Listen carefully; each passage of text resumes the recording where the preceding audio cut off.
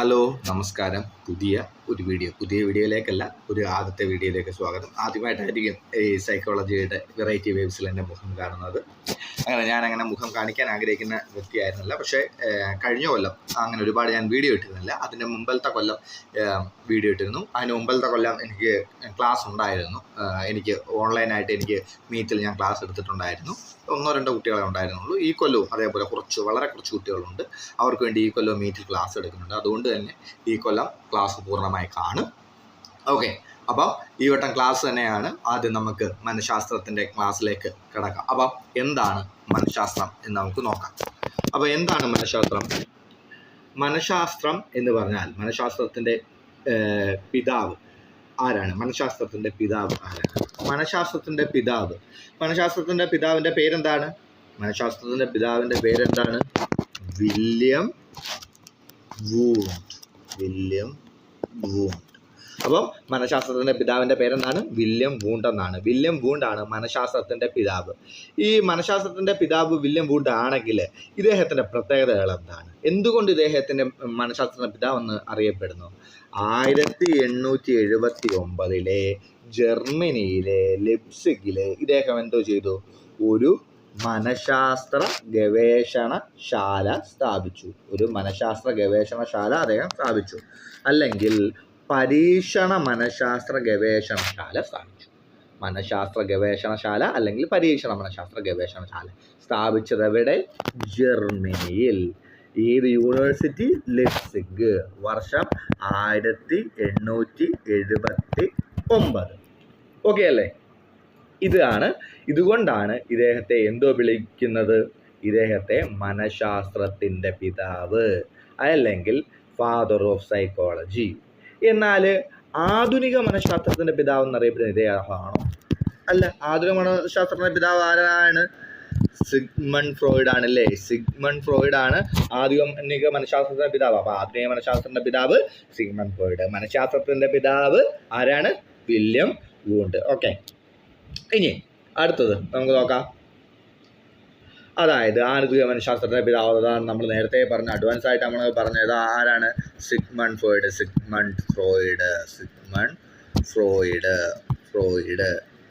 Okay, Sigmund Freud ആണ് ആധുനിക മനഃശാസ്ത്രത്തിൻ്റെ പിതാവ്. പിന്നെ ദാണ്ട് ഈ സൈഡിൽ കിടക്കുന്ന സാധനങ്ങളൊന്ന് നോക്കേ. ദാണ്ടേ ആദ്യം ആത്മാവിനെ കുറിച്ചുള്ള പഠനമാണ്.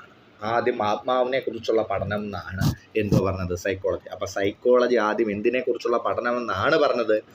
ആത്മാവിനെ കുറിച്ചുള്ള പഠനം എന്ന് പറഞ്ഞത് ആരാണ്? അരിസ്റ്റോട്ടിലും പ്ലേറ്റോയുമാണ്. അരിസ്റ്റോട്ടിലും പ്ലേറ്റോയുമാണ് എന്താണ് ആത്മാവിനെ കുറിച്ചുള്ള പഠനം എന്ന് പറഞ്ഞത്. അതായത് ആത്മാവ് എങ്ങനെ അരി പ്ലേറ്റിൽ കൊണ്ടുവരുന്നു ആലോചിച്ചാൽ മതി. ആത്മാവ് അരി പ്ലേറ്റിൽ കൊണ്ടുവരും. ഓക്കെ, അതിനകത്തേക്ക് നമുക്ക് പിന്നെ പോകാം. ആദ്യം ഇതിനെ എന്തു ചെയ്തു? ആത്മാവിനെ കുറിച്ചുള്ള പഠനം എന്ന് പറഞ്ഞു.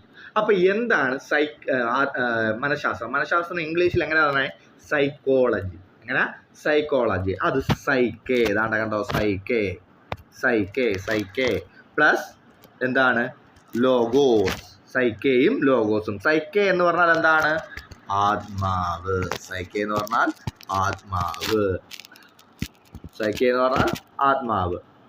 അപ്പം ലോഗോസോ?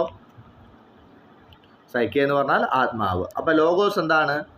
ലോഗോസ് എന്ന് പറഞ്ഞു കഴിഞ്ഞാൽ പഠനം അല്ലെങ്കിൽ ശാസ്ത്രം ആണ്.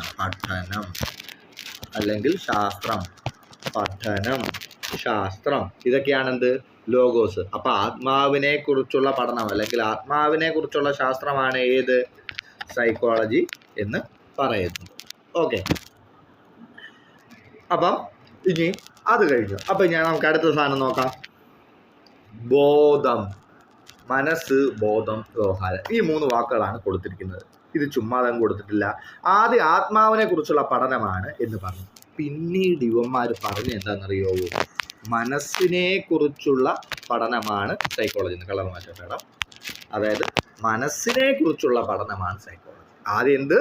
ആത്മാവിനെ കുറിച്ചുള്ള പഠനമാണ് മനഃശാസ്ത്രം എന്ന് പറഞ്ഞു. ആദ്യം എന്തോ ആത്മാവിനെ കുറിച്ചുള്ള പഠനമാണ് മനഃശാസ്ത്രം എന്ന് പറഞ്ഞു. അങ്ങനെ പറഞ്ഞ ആളാണ് അങ്ങനെ പറഞ്ഞ ആള് രണ്ടുപേരാണ്. ആത്മാവ് എന്ത് കൊണ്ടുവരും? ആത്മാവ് അരി പ്ലേറ്റിൽ കൊണ്ടുവരും. ആത്മാവിനെ കുറിച്ചുള്ള ശാസ്ത്രം എന്ന് പറഞ്ഞാൽ ആരാണ്? അരിസ്റ്റോട്ടിലും പ്ലേറ്റോയും. ആരാണ്? അരിസ്റ്റോട്ടിലും പ്ലേറ്റോയും. പിന്നെ മനസ്സിനെ കുറിച്ചുള്ള പഠനം അതാരാ പറഞ്ഞത്? ക്യാൻഡ്. ആരാ പറഞ്ഞത്? ക്യാൻഡ്. കായാണ് അത്, ക്യാൻഡ്. അപ്പം ക്യാൻഡ് ആണ് എന്ത് തന്നെ മനസ്സിനെ കുറിച്ചുള്ള ശാസ്ത്രമാണ് മനഃശാസ്ത്രം എന്ന് പറഞ്ഞ ആളാരാണ്? ക്യാൻഡ്. മനസ്സിനെ കുറിച്ചുള്ള ശാസ്ത്രമാണ് മനഃശാസ്ത്രം എന്ന് പറഞ്ഞത് ക്യാൻഡാണ്. പിന്നീട് അടുത്തത് എന്താണ്? ബോധത്തെക്കുറിച്ചുള്ള ശാസ്ത്രമാണ് മനഃശാസ്ത്രം, അല്ലെങ്കിൽ ബോധമണ്ഡലത്തിൻ്റെ ശാസ്ത്രമാണ് മനഃശാസ്ത്രം എന്ന് പറഞ്ഞു. അത് പറഞ്ഞത് രണ്ടുപേരാണ്. രണ്ടുപേര് പറഞ്ഞു. William Wundt. ആ പേര് നമ്മൾ കേട്ടോണ്ടല്ലേ? മനഃശാസ്ത്രത്തിൻ്റെ പിതാവ് വില്യം വൂണ്ടും അതേപോലെ തന്നെ മറ്റൊരാളാണ് വില്യം ജെയിംസ്. വില്യം വൂണ്ടും വില്യം ജെയിംസും പറഞ്ഞ എന്താണ്? ബോധത്തിനെ കുറിച്ച് അല്ലെങ്കിൽ ബോധമണ്ഡലത്തിൻ്റെ പഠനമാണ് മനഃശാസ്ത്രം എന്ന് പറഞ്ഞത് വില്യം വൂണ്ടും വില്യം ജെയിംസുമാണ്. അടുത്ത എന്താണ്? വ്യവഹാരം. എന്താണ്? വ്യവഹാരത്തിനെ കുറിച്ചുള്ള പഠനമാണ് മനഃശാസ്ത്രം. അതിൻ്റെ അങ്ങനെ പറഞ്ഞ ആളുടെ പേരാണ് ജെ.ബി. വാട്സൺ. അപ്പം ആത്മാവിനെ കുറിച്ചുള്ള ശാസ്ത്രം എന്ന് പറഞ്ഞത് അരിസ്റ്റോട്ടിൽ, പ്ലേറ്റോ. മനസ്സിനെ കുറിച്ചുള്ള ശാസ്ത്രം എന്ന് പറയുന്നത് ക്യാൻഡ്. ബോധമാണ് വില്യം വൂണ്ടും വില്യം ജെയിംസും. പിന്നെ വ്യവഹാരത്തിനെ കുറിച്ചുള്ള മനഃശാസ്ത്രമാണ് മനഃശാസ്ത്രം എന്ന് പറഞ്ഞ ആരാണ്? ജെ.ബി. വാട്സൺ. അതായത് ഇതെല്ലാം ഇവർ പറഞ്ഞതല്ല എന്നാണ് സത്യം. അതായത് ഓരോ മണ്ഡലങ്ങളിൽ വന്ന വാദങ്ങളാണ്. ആദ്യം പറഞ്ഞു ആത്മാവിന്. അപ്പോൾ ആത്മാവെന്തെന്ന് തെളിയിക്കാൻ പറ്റില്ല. പിന്നെ മനസ്സാണെന്ന് പറഞ്ഞു. മനസ്സെന്താണെന്ന് തെളിയിക്കാൻ പറ്റില്ല. പിന്നെ ബോധം എന്താണെന്ന് പറഞ്ഞു. ബോധം എന്താണെന്ന് തെളിയിക്കാൻ പറ്റില്ല. പിന്നെ വ്യവഹാരമാണെന്ന് പറഞ്ഞു.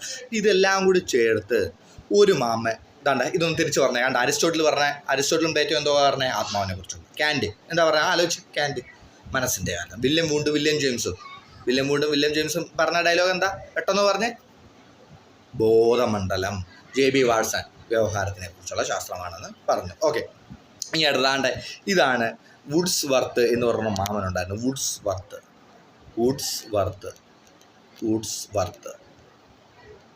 ഈ വുഡ്സ്വർത്ത് എന്ന് പറഞ്ഞ മാമൻ പറഞ്ഞ ഡയലോഗാണിത്. ആദ്യം മനഃശാസ്ത്രത്തിന് അതിൻ്റെ ആത്മാവ് നഷ്ടപ്പെട്ടു, പിന്നെ അതിന് മനസ്സ് നഷ്ടപ്പെട്ടു, പിന്നെ അതിന് ബോധമില്ലാതായി, ഇപ്പോൾ ഒരു തരം പെരുമാറ്റമുണ്ട് അല്ലെങ്കിൽ വ്യവഹാരമുണ്ട് എന്ന് പറഞ്ഞത് ശരിയാണ് എന്ന് പറഞ്ഞ ഡയലോഗ് പറഞ്ഞ ആളാരാ? വുഡ്സ്വർത്ത്. എന്നാൽ ഈ വുഡ്സ്വർത്തിൻ്റെ തന്നെ എന്താണ് മറ്റൊരു ഡയലോഗാണ് നമ്മൾ ഇപ്പുറത്തെ സൈഡിൽ കൊടുത്തിരിക്കുന്നത്. നോക്കേ, എന്താണത്? പരിസ്ഥിതിയുമായി ബന്ധപ്പെട്ടുകൊണ്ടുള്ള മനുഷ്യൻ്റെ പ്രവർത്തനമാണ് മനഃശാസ്ത്രം. പരിസ്ഥിതിയുമായി ബന്ധപ്പെട്ടുകൊണ്ടുള്ള മനുഷ്യൻ്റെ പ്രവർത്തനമാണ് മനഃശാസ്ത്രം. ആദ്യം ആത്മാവ് നഷ്ടപ്പെട്ടു, പിന്നീട് മനസ്സ് നഷ്ടപ്പെട്ടു, പിന്നീട് ബോധമില്ലാതായി, ഇപ്പോൾ പെരുമാറ്റമുണ്ട് അല്ലെങ്കിൽ വ്യവഹാരമുണ്ട് എന്ന് പറഞ്ഞത് വുഡ്സ്വർത്ത്. പരിസ്ഥിതിയുമായി ബന്ധപ്പെട്ടുകൊണ്ടുള്ള മനുഷ്യൻ്റെ പ്രവർത്തനം എന്ന് പറഞ്ഞാലും വുഡ്സ്വർത്ത്. ഓക്കെ, ഇനി അടുത്ത ഒരു ഡയലോഗുണ്ട്. ഇത് പ്ലേറ്റോയും അരിസ്റ്റോട്ടിലും ഫോട്ടോയാണ്.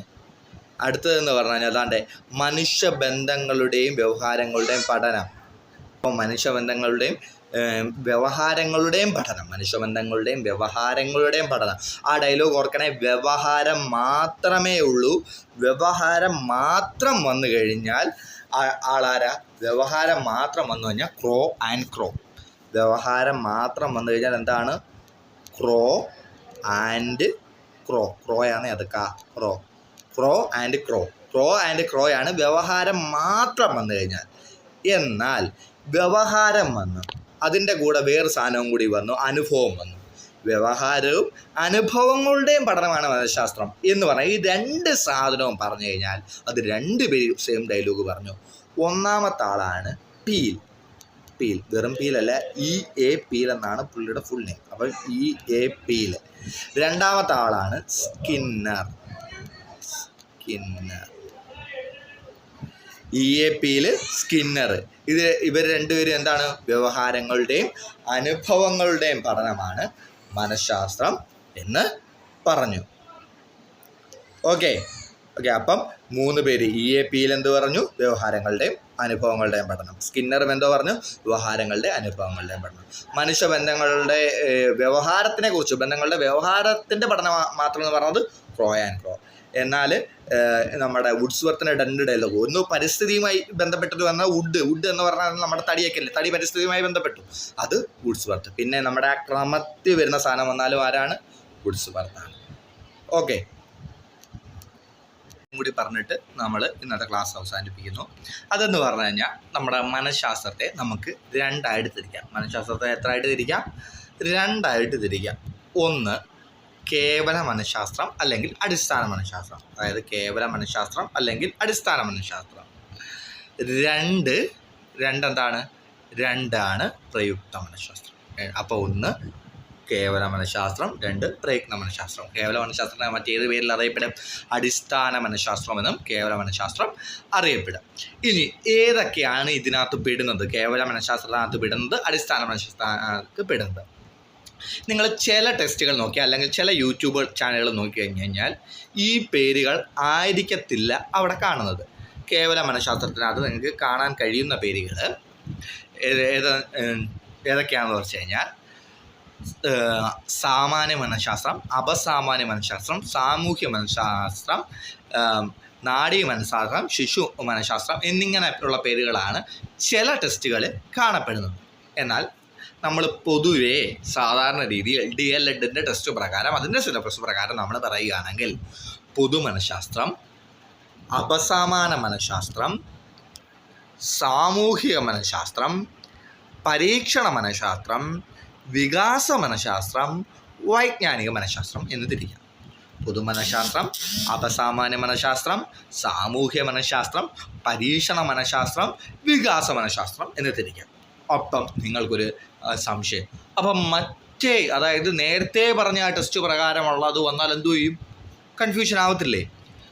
അതുകൊണ്ട് ഒരു ചെറിയൊരു വിദ്യയുണ്ട്.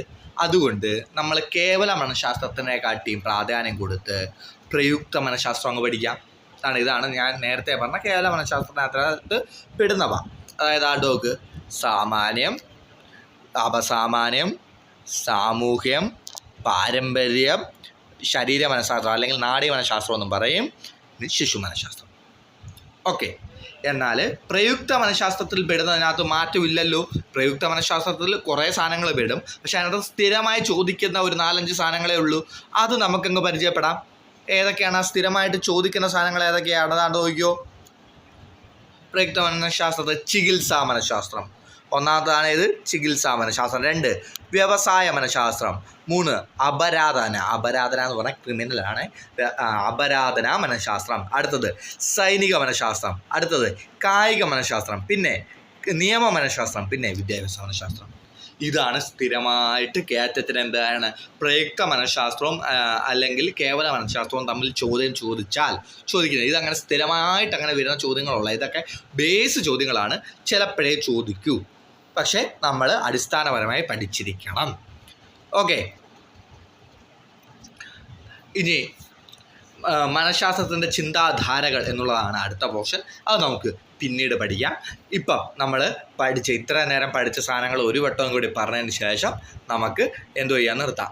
ആദ്യം നമ്മളെന്തോ ചെയ്ത് ആദ്യം മനഃശാസ്ത്രത്തിൻ്റെ പിതാവിനെ പറഞ്ഞില്ലേ. മനഃശാസ്ത്രത്തിൻ്റെ പിതാവ് ആരാണെന്ന് ഓർത്തെ ഈ ചോദ്യങ്ങൾ, ഇതിനകത്ത് ഉത്തരവില്ല, ചോദ്യങ്ങൾ മാത്രം ഓർത്ത് മനഃശാസ്ത്രത്തിൻ്റെ പിതാവ് ആരാണ്? William Wundt. ഓക്കെ, 1889 എന്തുവാ? 1889 പുള്ളി ഒരു പരീക്ഷണശാല തുടങ്ങി. എവിടെ? ജർമ്മനിയിൽ, ലിപ്സിഗിൽ. അതുകൊണ്ട് തന്നെ ഇദ്ദേഹത്തെ ഏത് പേരിൽ അറിയപ്പെടും? പരീക്ഷണ മനഃശാസ്ത്രത്തിൻ്റെ പിതാവ് എന്ന് അറിയപ്പെടുന്നു. ആരാ? William Wundt. ഓക്കെ, പിന്നെ എന്തോ പറഞ്ഞ് ആധുനിക മനഃശാസ്ത്രത്തിൻ്റെ പിതാവ് ആരാ? Sigmund Freud. ഓക്കെ, പിന്നീട് നമ്മൾ എന്തോ പറഞ്ഞു? അതായത് സൈക്കോളജി എങ്ങനെ തിരിച്ചു? സൈക്കെ, ലോഗോസ്. സൈക്കെ എന്ന് പറഞ്ഞാൽ ആത്മാവ്, ലോഗോസ് എന്ന് പറഞ്ഞാൽ പഠനം. ഏത് ഭാഷ? ഗ്രീക്ക് ഭാഷ. ഓക്കെ, ഇനി അത് കഴിഞ്ഞിട്ട് പിന്നീട് എന്തോ പറഞ്ഞ് ആദ്യം ആത്മാവിനെ കുറിച്ചുള്ള ശാസ്ത്രമാണെന്ന് പറഞ്ഞു. ആര്? Aristotle Plato. മനസ്സിനെ കുറിച്ചുള്ള ശാസ്ത്രമാണെന്ന് പറഞ്ഞു. അത് കാന്റ്. ബോധം വില്യം വൂണ്ടും വില്യം ജെയിംസും. വ്യവഹാരം JB വാട്സൺ. പിന്നീട് നമ്മളെന്തോ പറഞ്ഞ്? പിന്നീട് നമ്മൾ പിന്നീട് പറഞ്ഞത് ഇതിൻ്റെ അകത്ത് ഡയലോഗ്. അതായത് നമ്മൾ ഈ പറഞ്ഞ ആത്മാവ്, ബോധം, അതിനെക്കുറിച്ചെല്ലാം സ്റ്റെപ്പ് പറഞ്ഞതാ വുഡ്വർത്ത്. ഈ വുഡ് എന്ന് പറഞ്ഞാൽ എന്താ? തടി എന്ന് പറയുമ്പോൾ എന്താ? പരിസ്ഥിതിയുമായി ബന്ധപ്പെട്ട. അപ്പം പരിസ്ഥിതിയുമായി ബന്ധപ്പെട്ടത് എന്നൊരു വാക്ക് വന്നാലും ആരുടെ പേര് പറയണം? വുഡ്സ്വർത്ത് പറയണം. പിന്നെ നമ്മൾ എന്തോ പറഞ്ഞത്, പിന്നെ നമ്മൾ അറിഞ്ഞത് വ്യവഹാരം. വ്യവഹാരം എന്ന് പറഞ്ഞ പേര് മാത്രം വന്നാൽ പ്രോ ആൻഡ് പ്രോ. എന്നാൽ വ്യവഹാരവും അനുഭവം എന്ന് പറഞ്ഞാൽ ആരൊക്കെയുണ്ട്? EAPയിലുമുണ്ട്, സ്കിന്നറുമുണ്ട്. 2 പേരെ പേര് നമ്മൾ പറഞ്ഞു. പിന്നെ എത്രയായിട്ട് തിരിക്കാം? അടിസ്ഥാന മനഃശാസ്ത്രവും പ്രയുക്ത മനഃശാസ്ത്രവും. ഇതിനകത്ത് ഓരോത്തിനകത്തും പെടുന്ന സാധനങ്ങൾ ഏതൊക്കെയാണ്? അടിസ്ഥാന ശാസ്ത്രത്തിൽ പെടുന്നത്, പ്രയുക്ത മനഃശാസ്ത്രത്തിൽ പെടുന്നത് ഏതൊക്കെയാണെന്ന് നമ്മൾ പറഞ്ഞു. അതിനകത്ത് അടിസ്ഥാന മനഃശാസ്ത്രത്തിൽ പെടുന്നത് പൊതുമനഃശാസ്ത്രം, അപസാമാന്യം, സാമൂഹ്യം, പരീക്ഷണം, വികാസം, വൈജ്ഞാനികം. പൊതുമനഃശാസ്ത്രം, അപസാമാന്യ മനഃശാസ്ത്രം, സാമൂഹിക മനഃശാസ്ത്രം, പരീക്ഷണ മനഃശാസ്ത്രം, വികാസം, വൈജ്ഞാനിക മനഃശാസ്ത്രം. എന്നാൽ അതിനെക്കാട്ടി ഇച്ചിരി കൂടി പഠിക്കാൻ എളുപ്പം ഏതാണ്? പ്രയുക്ത മനഃശാസ്ത്രം. പ്രയുക്ത മനഃശാസ്ത്രത്തിനകത്ത് ഏതൊക്കെ വരും? ചികിത്സ, വ്യവസായം, അപരാധന, സൈനികം, കായികം, നിയമം, വിദ്യാഭ്യാസം. അപ്പം വിദ്യാഭ്യാസം ഏത് മനഃശാസ്ത്രമാണ്? പ്രയുക്ത മനഃശാസ്ത്രം. ഓക്കെ, ഇത്രയുമാണ് നമ്മൾ പറഞ്ഞത്. ഇന്നത്തെ ക്ലാസ് ഇവിടെ കൊണ്ട് അവസാനിക്കുന്നു. ഓക്കെ, ഇനി നമ്മളുടെ സ്റ്റുഡൻസിൻ്റെ അടുത്ത് പറയാനുള്ളത്, ഇതിൻ്റെ ഒരു എക്സാം കാണുമേ, ലൈവിൽ ഓപ്ഷൻ ഇല്ലാതെ എക്സാം കാണും. അപ്പോൾ ആ ഓപ്ഷൻ ഇല്ലാത്ത എക്സാം എഴുതുമ്പോൾ എന്തു ചെയ്യണം? കൃത്യമായിട്ട് ശ്രദ്ധിക്കണം. ഓപ്ഷൻ ഇല്ലാതെയാണ് ഉത്തരം എഴുതാൻ പോകുന്നത്, അതുകൊണ്ട് കൃത്യമായിട്ട് ശ്രദ്ധിക്കുക. ഓക്കെ, പിന്നെ നമ്മളുടെ ഓൺലൈൻ ക്ലാസ് ഉണ്ട്. അത് ഈ മെയ് ഫസ്റ്റ് വീക്ക് കൊണ്ട് ആർക്കെങ്കിലും ചേരാൻ ആഗ്രഹമുണ്ടോ എന്നുണ്ടെങ്കിൽ നമ്മളിപ്പം വാട്സപ്പ് നമ്പർ കൊടുത്തേക്കാം. ആ വാട്സപ്പ് നമ്പറിലേക്ക് കോൺടാക്ട് ചെയ്ത് കഴിഞ്ഞാൽ മെയ് ഫസ്റ്റിലായിരിക്കും. ഈവനിങ് ബാച്ച് ആണ്, ഗൂഗിൾ മീറ്റ് വഴിയാണ് ക്ലാസ് നടത്തുന്നത്. ആവശ്യമുള്ളവർ വാട്സപ്പിൽ ബന്ധപ്പെട്ട് കഴിഞ്ഞ് കഴിഞ്ഞാൽ അതിൻ്റെ ഡീറ്റെയിൽസൊക്കെ പറഞ്ഞുതരാം. ഓക്കെ, ഗുഡ് നൈറ്റ്, ശുഭദിനം.